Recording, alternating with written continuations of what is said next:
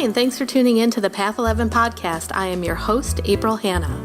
At the Path 11 podcast, we are here trying to deliver leading-edge research on consciousness, healing, and metaphysics. And just like you, we are trying to answer the big questions about life. Who are we? Why are we here? And what is our purpose? We hope by listening to our podcast, it will make each day you live on Earth a little easier to understand. And now for today's podcast. All right, everyone. So we have a really interesting show for you today. We are going to be talking with an ER physician and a patient of his. The two of them had a shared near-death experience.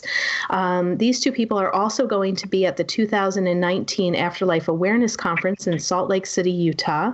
I have Dr. Yet.He O'Driscoll and Jeffrey Olsen with me today, and they're going to be sharing this story, but I'd like to let you know a little bit about their background and how this came to be. So Jeffrey Olsen is the patient, and he is also a best-selling author who inspires audiences internationally with his intriguing story of perseverance and inner strength. After a horrific automobile accident, taking the lives of his wife and youngest son, also inflicting multiple life-threatening injuries to Jeff, including the amputation of his left leg, he found the courage to survive over 18 surgeries to eventually heal both physically and emotionally, to thrive in his career and community contributions.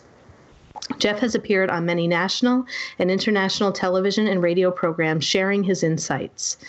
Now, there was also an ER doctor in the room when Olsen came in after this accident, and that is Dr. Jeffrey O'Driscoll, who after 20 years of silence is recently coming out to share more of these experiences that he has had throughout his career, and he has recently written a book entitled Not Yet, written about and with Jeff Olsen. So Dr. Jeff O'Driscoll grabs highlights from his 25 years in the emergency department and walks readers through a series of near-life experiences that open a window into a spiritual world. Leveraging the near-death experience of his friend, Jeff Olsen, and the shared death experience he had with Jeff Olsen's wife, Tamara, Olsen's deceased wife, O'Driscoll invites willing souls beyond the veil and into a fuller, more inspired life. So I would like to welcome you both to the Path 11 podcast, and I'm so excited that you guys are here. Oh, thank you. It's exciting to be here. It's an honor to be on your show. Yes, and I'm going to tell our listeners the story that we were talking about offline before we got on, because as everyone is listening, they are both called Jeffrey, and one is Dr. Jeff, and the other one I would just call Jeffrey. But as I was reading Not Yet, I felt a connection to Jeff Olsen's wife, Tamara, and she had told me, you can just call him Doc, because I didn't know how I was going to cue them each in. They're both called Jeff, and so we were laughing before we actually went on live here, because Jeff Olsen had told me that is his nickname for Dr. Jeff, and I wouldn't know that, but his wife would. So we got a good laugh out of that. I kind of feel spirit is already here with us, and I love those types of stories. So I know you guys are going to be presenting at the Afterlife Awareness Conference, and you guys are going to be on Saturday, 9 a.m., June 8th, which is going to be a part of the live stream that we're recording, and you guys are going to be sharing your story that you're going to share here today. And I would love for either of you to begin anywhere you'd like, because we're just going to sit back, relax, and enjoy the beauty of the two of you coming together through something that, some people would consider a horrific event, but a lot is happening since then and bringing a lot of healing into this world. Oh, wow. Thank you. What do you want to do, Doc? Do you want me to start? Yeah, go ahead. Okay. I'll chime in. Okay, that's awesome. And it is a horrific event, and yet with a beautiful ending, if you will, and with so much insight throughout it. This is Jeff Olsen speaking, and I'm the author of Knowing, which is basically a personal memoir around the accident, both beforehand, the accident, the near-death experiences, the shared death experiences, the out-of-body experiences, but also the life experience and what I've learned personally. It's a very personal memoir of not only what happened, but what I learned from that and how I was able to move forward. But the The pinnacle of this is the automobile accident wherein I had a near-death experience and had several other out-of-body or near-death experiences afterwards, as I spent months in the hospital and had several surgeries. But I'm going to back up to the day of the accident, which was a single-car rollover. We were on a family vacation. It was me, my wife, Tamara, and our two boys, young boys. I had a 7-year-old and then a 14-month-old. And to cut to the chase, and this is maybe the most difficult part of the story, I'm not sure what happened, but I believe I dozed off at the wheel. I think I just nodded off just for a second, but as I did that, the car swerved to the right, I overcorrected to the left, and the car began to roll not off the road, but down the road, causing a horrific automobile accident.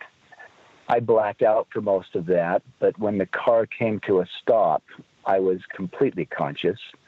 And I heard my 7-year-old, Spencer, crying in the back seat. So I knew, oh, thank goodness he's okay.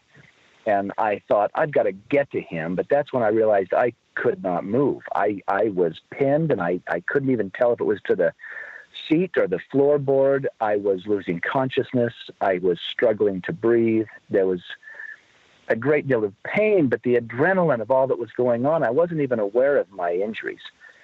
Both of my legs were crushed. The left leg was eventually amputated above the knee. My back had been damaged. My rib cage had been damaged. My lungs were collapsing.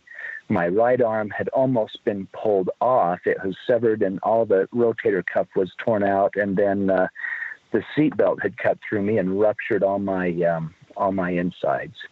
I had no idea. All I knew is that my son was crying. I had to get to him. And yet that was the moment that I realized no one else was crying, that Tamara, my wife, and Griffin, my son, were gone. And, that was the worst. It was the worst place a man could ever be. I mean, here I am, half the family is passed. I'm aware of it. I'm experiencing it. I can't move. I can't get to my son who's alive. And it was the darkest moment of my existence. In that dark moment, and I only set that up not to be graphic or morbid, but to set up the contrast, because it was in that moment that I felt light come. And it might sound strange, but it was as if light rushed to me. And it seemed to encircle me and be comforting me in this darkest moment. Now, there aren't words for how awful this was. I couldn't even speak of it for years, the accident and the death of half my family. I didn't talk about this publicly for a decade. It was just too painful. But when this light came in this dark, dark moment, I didn't really grasp what was happening. It's like, wow, the light came. I seemed to be very comforted. I seemed to be raising above the accident. And suddenly I could breathe. There was no pain. In fact, I was wondering what's happening. How can I be okay? How am I okay? And I bring that up for a specific reason, because actually what I believe happened is I had left my body. Suddenly I was out of the accident scene and in some type of a suspended place of love. There was so much comfort. And yet as I came to terms with, wow, what is happening? Tamara, my wife, who I knew was deceased at the scene, suddenly she was there with me, but alive and well and beautiful. Now, it was interesting and I'll share some details, which, again, not to be morbid or graphic, she had laid her seat back and was napping when the car crashed. And because the seat was laid back, she had not been restrained properly, and she'd suffered some severe head trauma, which is what took her life. But in this scenario, there was no trauma, there was no injuries. She was absolutely glorious and perfect and beautiful, but she was communicating to me that I had to go back, that I couldn't stay. I couldn't come with her. I had to go back. And I made a choice in that moment to, I say choice. I mean, here I was looking at the woman I loved more than life, but I knew I had a little 7-year-old son in the backseat of that car. And I made a choice to come back.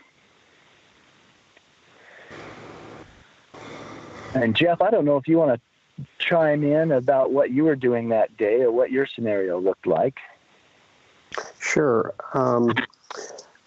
This happened the last day of March, right around the spring equinox, which is a special time of year and a spiritual time of year for me. If you're Christian, you're celebrating the resurrection of Christ. If you're Jewish, you might celebrate Passover. And if you're not religious, you might still celebrate this time of year because of what it represents with regards to the calendar. And so this was a good time of year for me. And I had a lot of spiritual experiences in the emergency department, but I never talked about them except with one nurse who was also very spiritually inclined and kind of pried from me some of my experiences that I'd had in the emergency department. And that nurse and I were on duty this night on the last day of March, and Jeff had been extricated from his car and taken to a local hospital and then flown to our trauma center in another city, 200 miles away. And there was a team of professionals taking care of Jeff. I wasn't one of them. There was other doctors on duty that night, and I wasn't responsible for his care. But this nurse came and got me and told me I had to come to the trauma room. She insisted that I come to the trauma room because she'd been in there already, and she said, "She's there." And I said, "Who's there?" And she said, "His wife, she's there." Well, I knew that Jeff was coming, although I didn't know his name at that time because we'd had radio and telephone contact. We knew who was arriving and when. And so I realized what she was talking about, and I followed her down to the trauma room. And as I went into the trauma room, Jeff was motionless and unconscious on the gurney, and an army of people were taking care of him, and standing in the air above him was Tamara, his deceased wife, whose body was still in central Utah. And she filled the room with glory, and she communicated with me. She expressed her profound gratitude for the care that her husband was receiving. And at that moment, I knew who she was, and I knew who Jeff was, although I'd never met either one of them. And I knew that Jeff would live. I knew he'd lose his leg. In fact, I walked over and looked at his leg, even though I wasn't one of his doctors. And I checked the pulse, and I think I said out loud, "He's going to lose the leg." And as I was looking down at Jeff on the gurney, I could still see Tamara standing in the air behind me because I could see in all directions at the same time. And her presence was accompanied by a profound flow of knowledge. And I love such experiences, and I've had several, because it reprioritizes your whole life. You see everybody equally, and all the petty things of the world fade into insignificance, and you recognize the value and the ever-present love of another realm. And so I experienced all that in a few moments with Jeff and Tamara, and then Jeff went off to the operating room, and I went out and finished my shift and went home and never expected to see Jeff Olsen again. Well, and that is definitely not the case because you guys have forged quite a friendship since then. I wanted to just make two comments before we move forward in the story, because one of the things that struck me, Doc, when I was reading your book, there was a part of me that was almost anticipating when you were introducing us to Tamara and what you had turned and saw.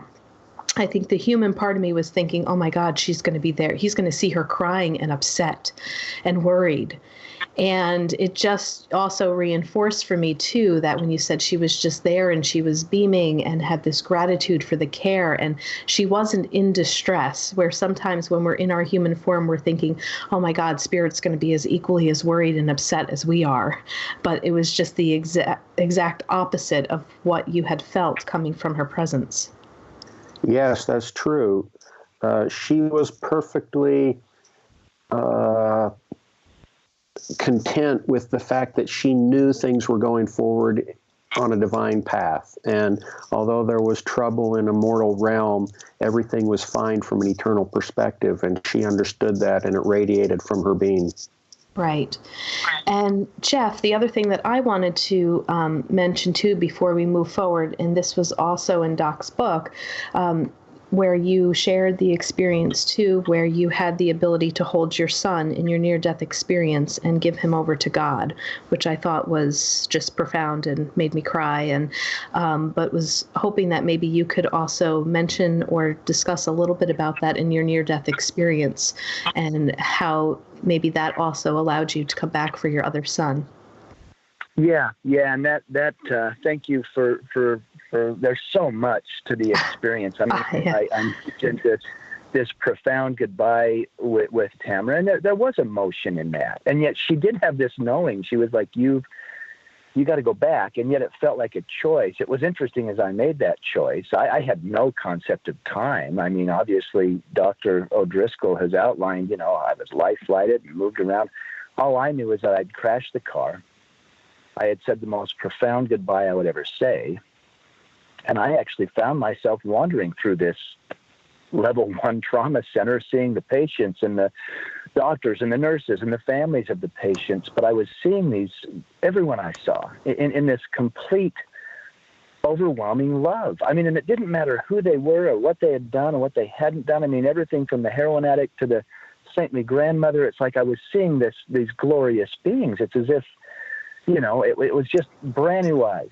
And I did eventually come to my body, which shocked me. And that was a little traumatic, thinking, wow, there's my body. I'm here having this beautiful connected experience, which it was traumatic for me. It's like, wow, I said goodbye. What am I going to do? How am I going to do? But I knew that I had to get back in the body. And yet over those months in the hospital and the surgeries, it's as if I had one foot in this realm and one foot in the next for a very long time. I'm not sure the door has ever really closed, but to address your question and my little son, and this is difficult as well, because in the accident, what had happened with Griffin, my toddler boy, his car seat had broken up and he'd been thrown from the car.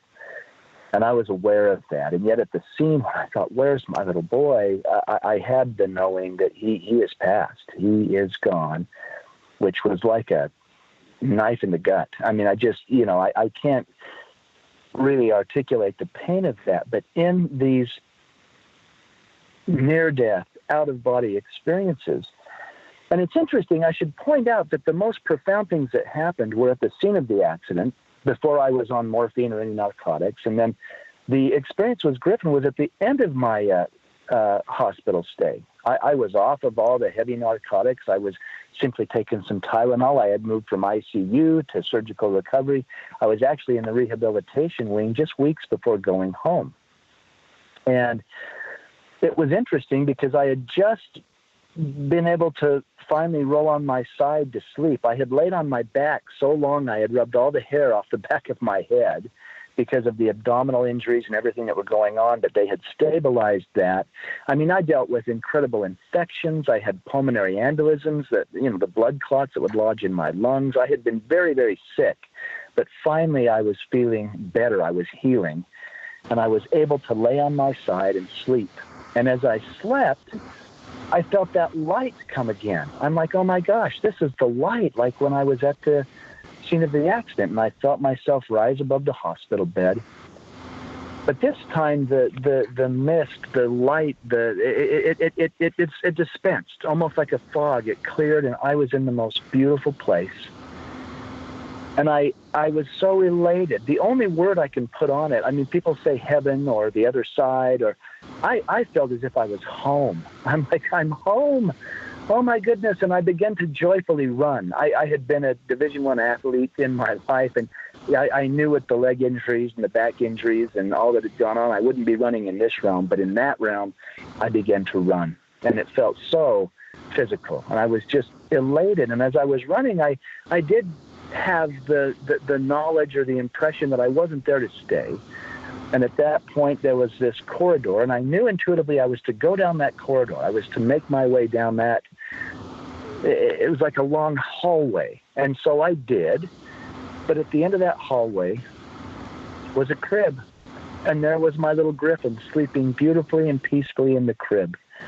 And I swept him up, and that felt so physical. It was even confusing. I kept thinking, gosh, if I'm out of the body, how is everything so physical? I mean, I could feel him and the heat of his body when I picked him up.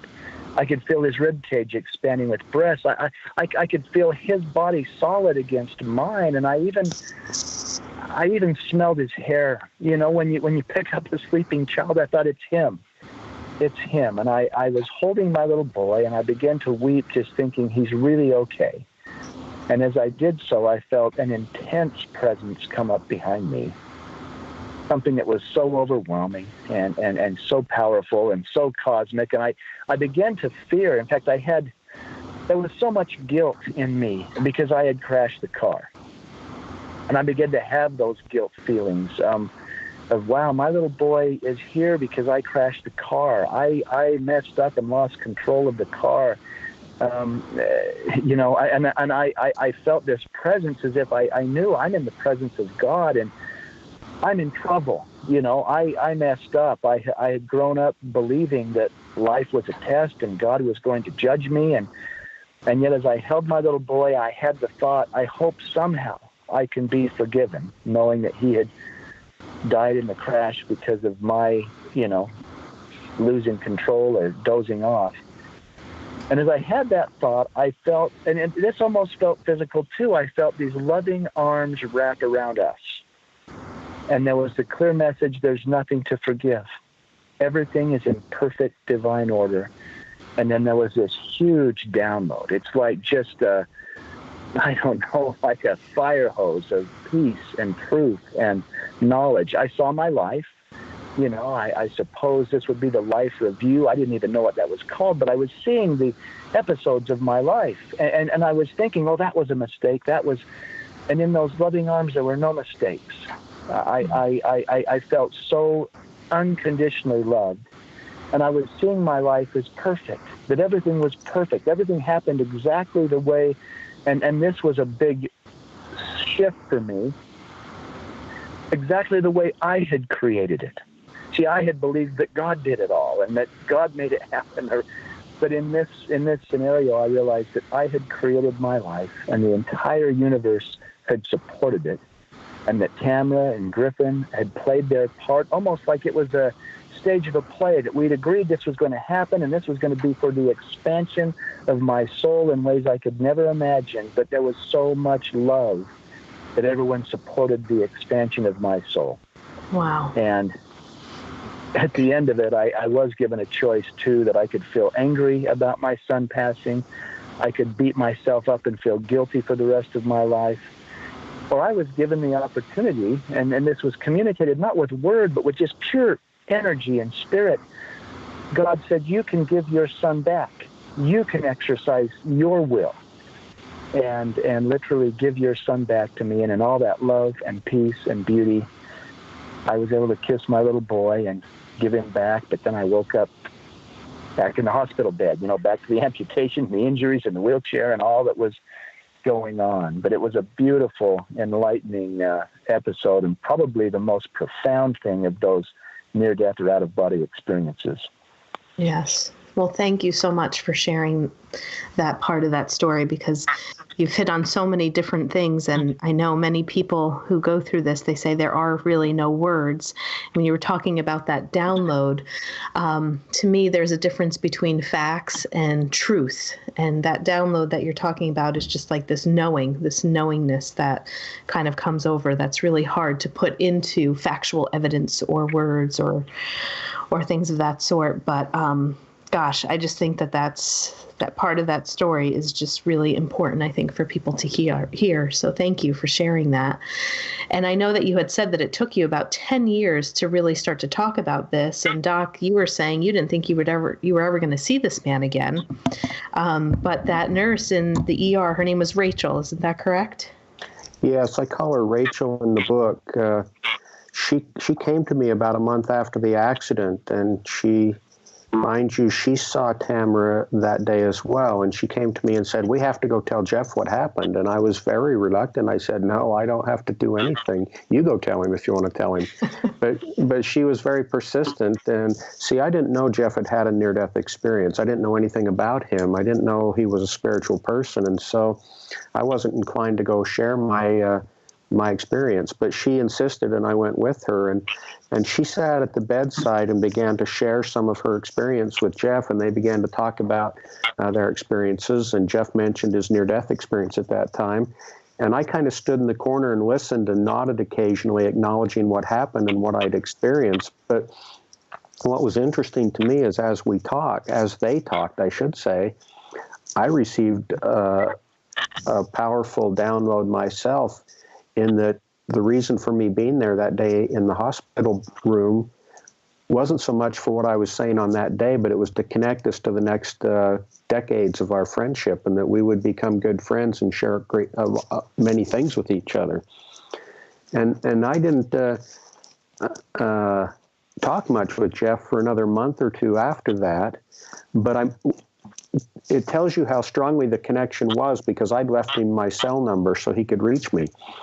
And he got out of the hospital a couple months later. He wasn't well enough to go home, but he was well enough to go to his brother's house for a short period of time. And I went to see him at his brother's house. And that was the first time we had a real substantive conversation about spiritual things and what he'd experienced. In fact, he disclosed more than he realized or remembered, because I wrote in my journal that night about Griffin and his opportunity to say goodbye to Griffin, and he didn't even remember telling me that. But the reason it was such a powerful experience, that first real visit we had together, was I'd been through some really rough times in my life, and I'd had a lot of spiritual experiences in the ER. I'd seen souls leave their bodies at the time of death and communicated with them on other occasions.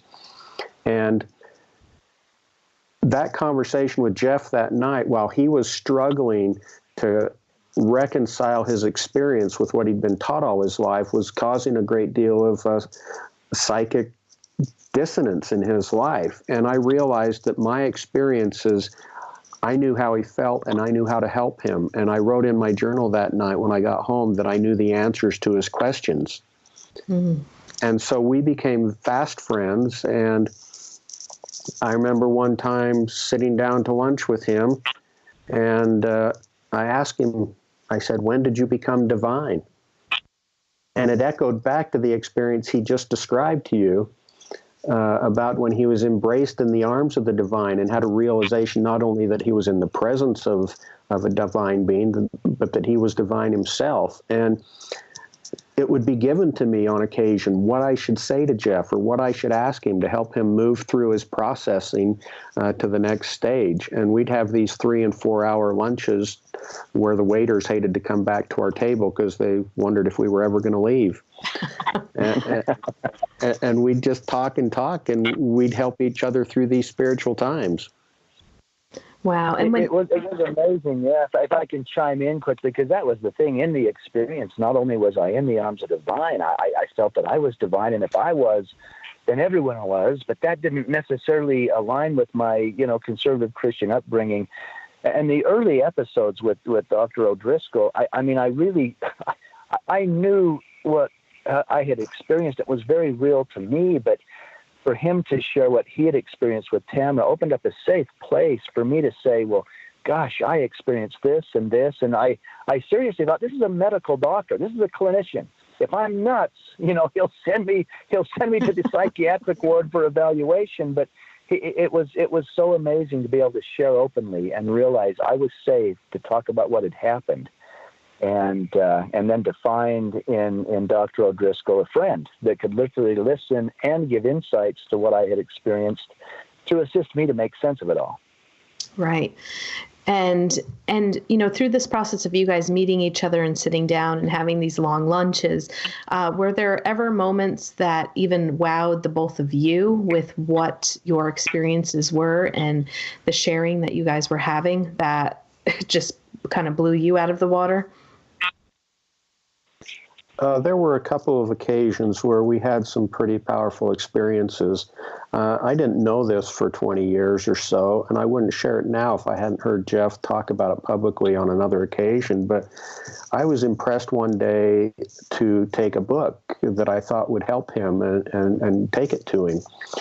And I try to honor these promptings to do or say or act in a certain way. I feel it comes from a divine place, but I hadn't really appreciated the extent of it. I thought I just had an inclination to taking this book, and he wasn't there when I got there, and I left the book on his doorstep, as I recall.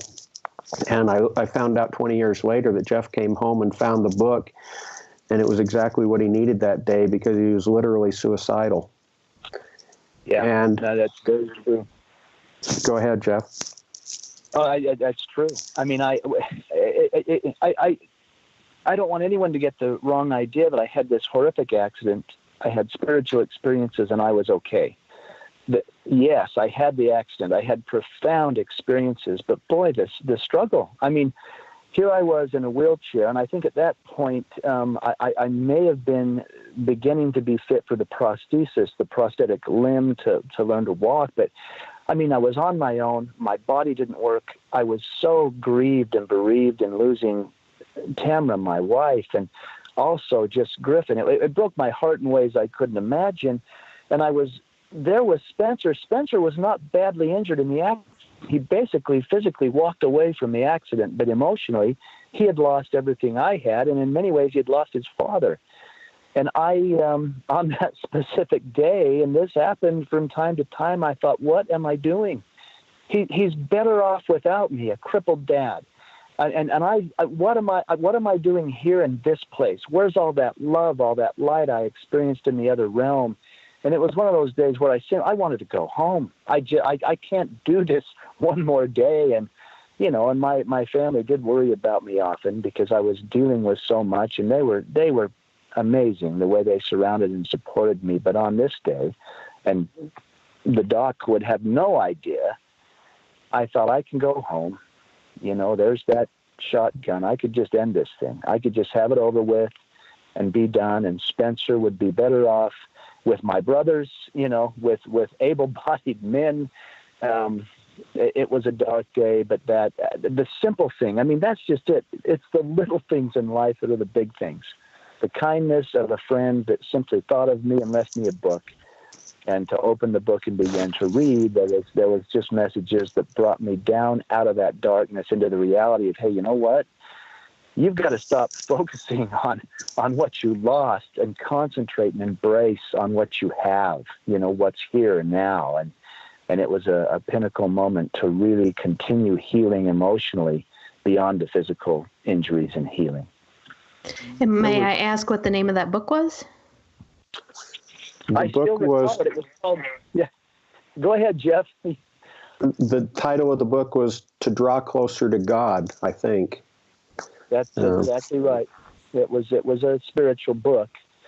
And there were insights in there that were very useful, but the biggest insight was not the words in the book. The biggest insights were somebody cares. Somebody was thinking, and somebody somehow, in some crazy way, knows what I'm struggling with. I said, how did you know? And it's interesting, Tamara, my angels, I have two of the biggest guardian angels in the world. Perhaps Tamara whispered in Dr. O'Driscoll's ear, bring a book, do something, and it like I say, it's as if the door never really closed. I mean, Griffin, my little toddler boy, has come to me in dreams or visions. I don't know what you want to call it, but he's been a grown, young man. I mean, I feel like I have these incredible angels, and perhaps that was what, whispered to the doc, just to reach out, just to drop that book off or make a phone call. It seems like such a simple thing, but I think those little simple things are what are big from a higher perspective. I was in a habit then, and still today, of beginning my day asking the question of, what can I do to serve somebody else today? What can I do to help someone? And it's often amazing how that opens a window to receive communication and direction. I remember on one occasion Jeff, it was probably about 9 months or so after the accident, and it was the first time he was well enough to go home. And he was unpacking the suitcases of his family members, and you can imagine how traumatic that may have been. Mm-hmm. And shortly after, he invited me to have dinner with him at his house, and his mother came to his house and cooked this wonderful meal, and we sat down at the table, and she served us dinner, and then she disappeared, and we started into one of our talks. And we talked for hours, and at the end of the evening, Jeff asked me to pray for him. He asked me for a blessing. And see, I didn't know that he was still struggling to accept some of the spiritual experiences he'd had. This notion of being forgiven, that everything was in divine order. I didn't realize that he was still questioning that. He was still wondering. He was still struggling with the guilt and everything. I didn't know any of that. But he asked me for this blessing, and I believe in blessings. I believe in the laying on of hands and a lot of other things. He sat in a chair, and I stood behind him and put my hands on his head and began to speak, and the words came from some other eternal place. And in this blessing, Jeff was told that his sins were forgiven. And it was like God had opened the heavens and said, see, I really did say this to you. You really did experience that. And here's a tangible person in your realm to say the words to your physical ears as a second witness that you had the experience. And you can set aside the grief and the guilt, and there's nothing to forgive, and you're fine. Yeah, it was interesting from my perspective, because it was so real. I knew it happened, but there were times, like on this occasion that the doc has shared, where I thought, gosh, what if I'm just appeasing myself? What if this is a figment of my imagination? And I would begin to to have these feelings of why can't I hold on to what I know? Why can't I hold on to what I experienced? And yet in this realm, why do I struggle with, but what if? And is it my fault? And gosh, look at what's happened and all the people that have been hurt by this. I mean, Tamara's family and my little boy Spencer, and I would let my ego, I would let that mortal part of me just tie me in knots, where my heart, my spirit knew, no. You were held in the arms of God. You were shown this whole thing and how it would play out. But then to have once again a third party, someone who had no idea what was going on in those voices in my head, to come and do something like that was a witness or another inkling of, wow, okay, let's get grounded and hold on here and embrace what happened, instead of trying to put doubt around it. And it was very useful, and it was it's a journey. I mean, I think one of the things that was big for me is I was always looking outside for that validation. I mean, this is why I struggled for 10 years. I mean, even if it was Dr. O'Driscoll, gosh, can somebody validate me? Can somebody help me feel better about me? And yet when I finally worked through all these things and got back to what was really happening when I was in the arms of God, and that was love yourself unconditionally. Unconditional love is all there is. When will you finally embrace yourself and love yourself unconditionally? And that's when the healing really began, almost a decade after the accident. Wow.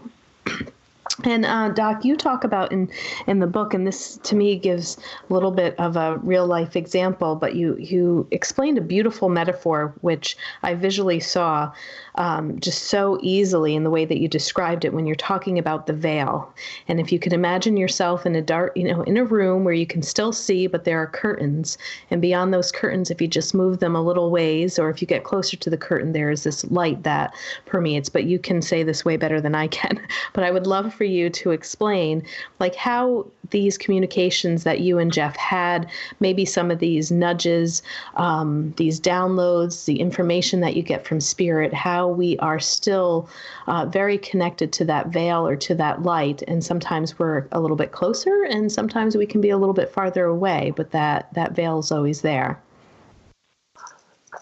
I think that the emergency department is a target-rich environment, if you will, for spiritual experiences. And one of the reasons I feel that is because, as you said, I talk about this metaphor I use of being in a room that's a little bit dark and gray.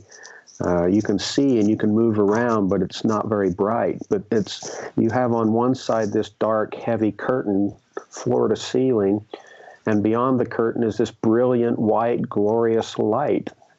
And on the other side of the room's another curtain just like it, and another light on the other side of that curtain. And the way I imagine it is, on one side of the room, the curtain draws back every once in a while, and a soul enters the room. And if you're there, if you're nearby, you get to experience some of that glory and light while the veil's open before it slams shut again. And I've had many such spiritual experiences associated with birth, when that veil's drawn back and a soul enters this realm. And on the other side of the room, if you will, when the veil gets drawn back as somebody leaves this existence and goes to another plane of existence. And if you're close by, spiritually that is, you might have some of that light spill onto you and experience it for a time. And if you're close enough, or if the veil opens wide enough, you might even peer inside. You might even see somebody you recognize from this mortal existence. You might even get a message from them. And then eventually the veil falls shut again, and we're back in this realm where we're functioning for a time with a limited capacity to see and hear and experience and move. And that's kind of how I think about mortality, in contrast to the spiritual realms from whence we came and where we're going in the future. I love the imagery of I'm blocking on his name now. He said, our life is but a sleep and a forgetting. The soul that rises with us, our life star, hath had elsewhere its setting, and cometh from afar, not in utter nakedness and not in entire forgetfulness, but trailing clouds of glory do we come from God, who is our home. And I just love that imagery because it connects us to who we are.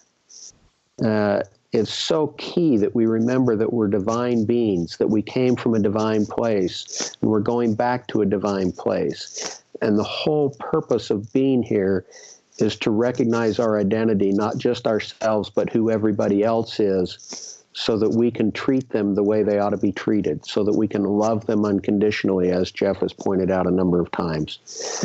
That's why we're here. And in the ER, you have people coming and going all the time, so you get to experience that with a few exceptions. And one of those exceptions is, if I had been running the trauma when Jeff came to the ER, I'm not sure I'd have had my experience, because I'd have been barking out orders, and I might have been intubating him.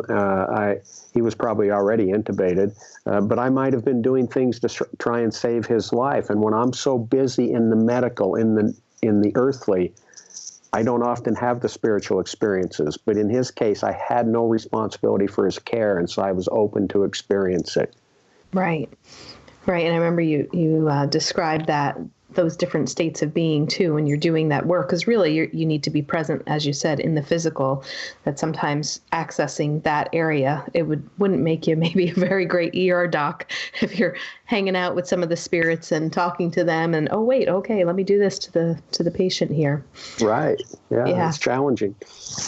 So one of the things that I'm kind of getting during our talk too, going back a little bit when you were talking about asking Jeff, when did you realize you were divine? And, when Jeff had that experience in that conversation with God and realizing that he too is the divine, it feels to me that really the both of you, I keep hearing the word messengers, right? The both of you are kind of here doing God's work and are messengers for that love. have either of you, since you both are kind of removed from the initial accident in this point in time, have the two of you ever looked at each other and said, my gosh, can you imagine if we never told this story, if we never opened up, if we never shared? Because I know that it sounds like that both of you went through your own reluctancy to be able to come to terms, to be able to talk about this, to share it. It seems like it was very private between the two of you, but really to take this great leap to deliver, I feel, is one of, messages that God has for us through the both of you. Did you guys ever say, gosh, what were we thinking about keeping our mouths shut? Yeah, we worked through it individually and then somewhat together. Jeff wrote his first book about 10 years down the path, and he invited me repeatedly to speak, join him to speak to groups of people, and I persistently declined. And then about 10 years later, I finally, for some reason, felt that it was okay, and I began to share in very limited, cautious ways. And as I began to share, I found that people frequently would come up and share personal experiences and tell me how much it meant and how much it helped them heal. And it reminded me of Jeff's experience, because a decade sooner, when he had thought about writing his book, he'd had a very profound experience. He was told that he should share his story and it would help people heal. And so, yeah, we kind of went back and forth individually, and then finally, in the last year and a half or so, we've started to share it together. And I had a real breakthrough just some months ago when one of my tutors came to me and he said, every experience is to enable you to help others. And I'd always thought of experiences as being for personal growth and that I could go help other people if I wanted to. And he said, no. The primary reason for every experience is to enable you to help others. You get the secondary benefit of personal growth. Huh. Now, I don't know whether that applies to anybody else. I just know that's what I was told on that day. And so my existence now, literally, my personal mission statement is, I exist to help souls heal. And I don't help them heal their bodies so much in the ER anymore, but I try to help them heal their souls. And I know Jeff has gone through a similar journey. I'll let him comment on his experience. Oh, yeah. I mean, I had no intention of ever writing a book. I did, over that decade of making sense of it all, and there were ups and downs and everything through it. But, yeah, for me, suddenly I did. It's like I had seen the sum. I had been in the arms of God. I had seen the sum, but I didn't know the equation. And those years were about, how does this add up? And as it all came together, and it came down to unconditional love and unconditionally loving myself, and the healing began, it was a spiritual thing. But I had a publisher approach me about writing a book. I had no intention. In fact, I told them no at first, but I actually went back to the scene of the accident, which I hadn't gone to and avoided that area. But I asked, and when I say I asked, I prayed. I asked, am I meant to write a book? And the answer didn't say write a book. When I get these answers, I call it the voice that speaks to my heart. I can quote what I was told, and it wasn't with words in my ears. It was with that voice that speaks to the core of your being. And I was told, share your experience, and people will heal. And I thought, wow, and am I not about healing? And am I not literally here to in some way manifest that divine love, that unconditional love, and that connection and that oneness that we share as humanity? And so I wrote the book. Now, I'm not a writer. I mean, I don't even type. I'm a two-finger hunt and peck guy. But I wrote the experience, and it was a healing process for me to share that. And I figured, well, I was supported by a publisher, but I thought, well, my mom will buy a copy, and yet the book released, it went into the top 10 and then into the top 3 on Amazon in its category. I was being invited to speak about it all over the country and all over the world. Eventually, it was crazy. I mean, a year ago I was in Amsterdam, Oslo, Norway, London, England, Findhorn, Scotland. It was, and I'm shocked. But I'll tell you what, the feedback that's the most valuable to me is those emails or those letters or cards or however that might come. When somebody says, I read this and it changed me, or it changed my perspective, or I was having a really hard time and this pulled me up out of it. And every time something like that comes in, I say, that's the one. That's the one I wrote the book for.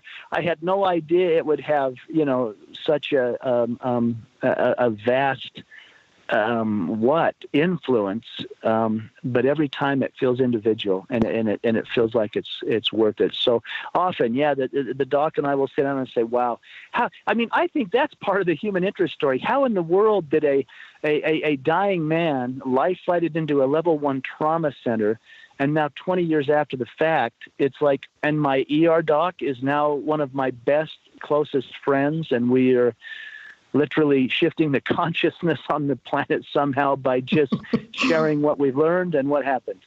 Right. Can I add one thing, April? Please, yes.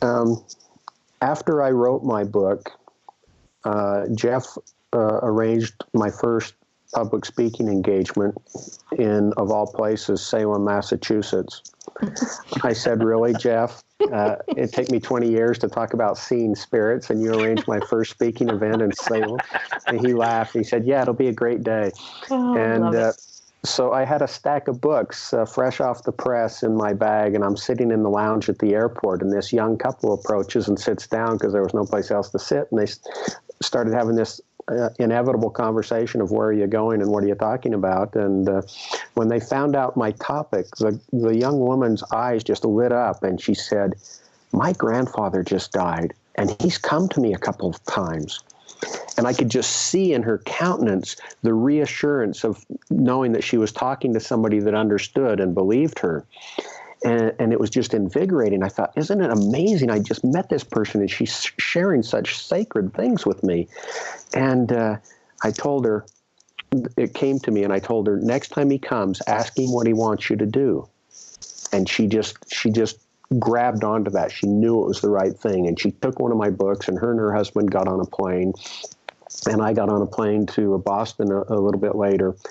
And I'd been an emergency physician for 25 years at that point. I estimated that I'd seen in excess of 60,000 patients. And on the plane between Salt Lake and Boston, a voice spoke to my heart and said, you will help more people with this book than you helped as a physician in the emergency department. And it kind of put into perspective what I'm doing now. My reluctance to share has evolved into I need to share.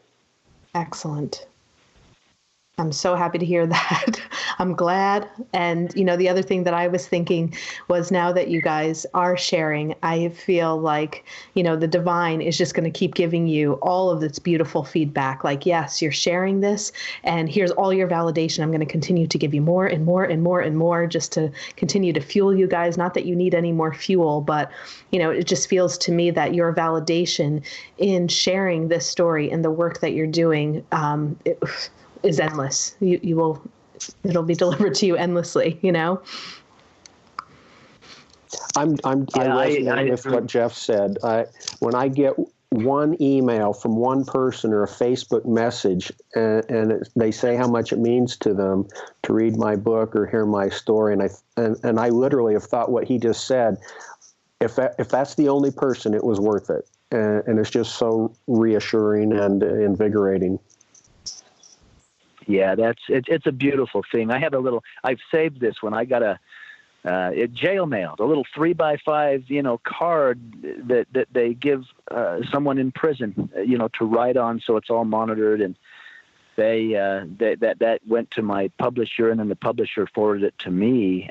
They'd gotten the address of the publisher off the back of my book. But anyway, to read that, and here's a man that's in prison. That in this little hen scratch on the card, I did this. I understand guilt, but I understand now after reading the book that I have a bigger contribution, that I can not focus on what I did, but focus on what I learned from what I did and how that can help raise the consciousness of humanity. And I feel this. I feel like we're rising in consciousness. You know, the world's changing, and if I can play some little part in that, that's fantastic. And in the end, I'm grateful. It's like I'm grateful. I mean, I don't know if I'll ever say, oh, I'm glad the crash happened. I'm not. I mean, it was devastating. But when I look at what I've learned from it and where it's brought me from a higher perspective, I literally do. I say, wow, there is no death. I have angels, and we're here to make a difference, and we're going to do the little things every day that become the big things to just bring us all back into that oneness that we are. I mean, what I experienced, that's reality. You know, this is the crazy dream about by maybe bringing some of that reality or light, as Dr. O'Driscoll talks about, the veil opening. That's where we'll come to peace and to love, and it'll be a beautiful thing as it all unfolds. Yes, beautifully said. And Jeff, you know, I feel like someone in this type of accident coming out with these injuries, you would think that some people may think that your life would be so small. You know, what does he really get to experience? And it feels like your life got a whole lot bigger. You know, as you said, you were traveling here, there, and everywhere. It's like, it's amazing to think of where you are in all the places that you're going, where you have been. And I just think that it is beautiful, the lives that you are touching. I'm so glad that, you know, we are able to get your story out. I am really excited to meet you guys in person. You guys are all heart, and my heart has been exploding for like this whole hour, and I just can't wait to give you guys a hug. And I'm so excited. So I'm going to run up to you, and you're going to get a big old April hug when I see you guys. But we'll hug you right back. All right. I love that. All right, and guys. go ahead. Go ahead. No, go ahead. One of the things I wanted to mention too is sometimes people get hung up on their near-death experience, and they talk about it over and over, and they never really re-engage with life. And one of the fun things, exciting things about working with Jeff Olsen and speaking together is he's incorporated it into his life and is all about moving forward. And how can I use this to help other people? How can I take what I've learned and enrich other people's lives? And so when we go out and we speak to people, we try not to just rehearse what happened or what we experienced, but we try to share with them, how can this help you? What can my experience and what I learned be useful to you to be more spiritually centered and get more connected with your purpose in life? And I think that is really the most important take home for our listeners too. It doesn't even matter what their experiences are in life, like you were talking about. How can they begin to look at it as a way that they can help others heal through their own stories, whatever that story may be? So, guys, thank you so much for taking the time to be here with us. And again, I just want to remind people that you guys are going to be presenting at the Afterlife Awareness Conference 2019 in Salt Lake City, Utah. Theirs is going to kick off on this Saturday. It's June 8th, 9 a.m. That will be a part of the live stream, and we are going to give our listeners a 10% off discount code, and that is going to be podcast 10. You can go ahead and go to path11productions.com, click on the Afterlife Conference to register for your live stream membership, and put in that code, and you'll get some money off. So thank you guys again. We're looking forward to seeing you, live streaming you, meeting you in person, and just keep sharing the story. It's beautiful. It's awesome. It's tragically beautiful, I guess you could say, right? There's the tragedy and the beauty all meshed together. The beautiful and the ugly of life, yet it comes out so yummy. So there's beauty. There's beauty in everything. There's beauty in everything if we're open to seeing it. And Salt Lake City is beautiful. I mean, what a fantastic city. So yeah, come and be with us in June. It'll be fun to spend time together. All right, will do. Thank you, guys. Thank you. Right. Take care. Yep. Bye-bye. Thanks for listening to the Path 11 podcast today. I hope you all enjoyed this show. And if you haven't checked out our Patreon page, I'd like you to do so because we are going to start putting some content over there that is only for our Patreon subscribers. You can get content for as little as donating $1 a month, and it could just be a one-time donation. We have other freebies over there that you can get depending upon how much you would like to donate. And again, it could be a one-time donation, or you can continue to keep your subscription on a monthly basis at that donation level. But I just put my MBT immersive experience, which was a four-day intensive meditation training in Tennessee with physicist Tom Campbell. I was listening to binaural beats, going to altered states of consciousness, having out-of-body experiences and life-changing experiences that I was able to bring back for myself, for my clients, for my friends. That was just out of this world. So if you would like to listen to that, I'd like you to head on over to path11podcast.com. You're going to see an orange button that says Patreon. Become a Patreon today, and you can have access to that podcast. And I would like to remind you to head on over to path11productions.com and check out the membership that we have for the Afterlife Awareness Conference. We have over 25 hours of footage with amazing speakers like William Buhlman, Thomas John, Terry Daniel, Suzanne Geisman, Suzanne Northrup, Linda Fitch, Austin Wells, just a few people to name off that were amazing. These workshops are just so valuable. So I think that you would really enjoy it. It's also a great thing to think about to maybe give the gift to somebody who is struggling with grief. If you are looking for resources, this is a great conference to send people to check out. And thanks again for listening today.